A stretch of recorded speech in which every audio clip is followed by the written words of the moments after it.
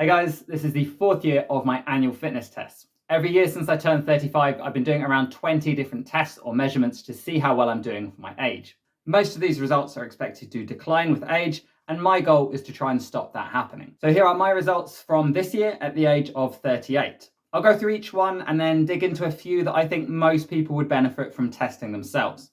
So on the top row is fat-free mass index, a measure of overall muscle mass, and next to that is body fat.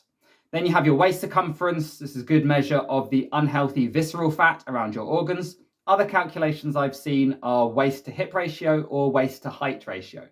FEV1 and peak flow are measures of lung function. These are simple checks to determine if you have asthma or COPD, and having a low FEV1 is a strong predictor of mortality. Then we have blood pressure alongside 4 blood biomarkers. HbA1c is your average blood sugar levels used to check for diabetes. CRP is your inflammation, and the last two are cholesterol to assess heart health. VO2 max is an average taken from several tests, including a 3-minute step test, 12-minute run, and a 1-mile walk. VO2 max and resting heart rate are great measures of cardiovascular fitness and strong predictors of longevity. A dead hang is measuring grip endurance, while the front plank is your core strength. Holding your breath in is yet another test for lung function, while holding on the out breath is CO2 tolerance, which can measure your ability to deliver oxygen around your body.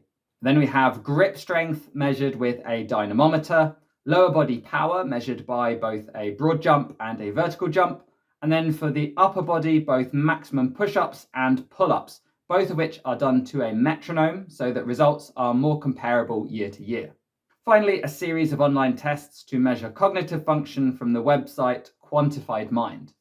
These tests vary in importance, and while a lot of younger people are striving for performance, you should really start by ticking the boxes on overall health. I think everyone should know their blood pressure. High blood pressure is really common and doesn't always have symptoms. The same goes for the 3 blood markers, which give you a nice overview of blood sugar control, inflammation, and heart health. You can buy a blood pressure cuff and test it at home, and there are plenty of options for at-home blood testing if you're not at the age where you get annual tests through your GP.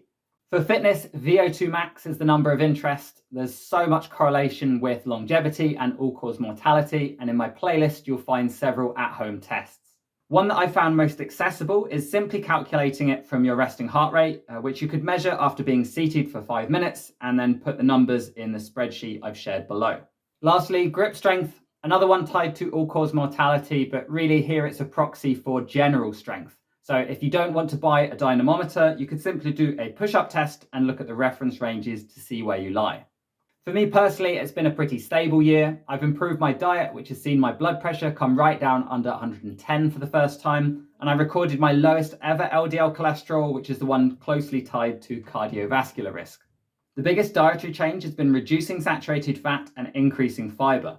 As someone who's been using a food diary for years, I was able to calculate the ratio of saturated fat to fiber in my diet for each of my last 13 blood tests. My most recent values of 1.8 have come from around 20 grams of saturated fat a day and almost 60 grams of fiber.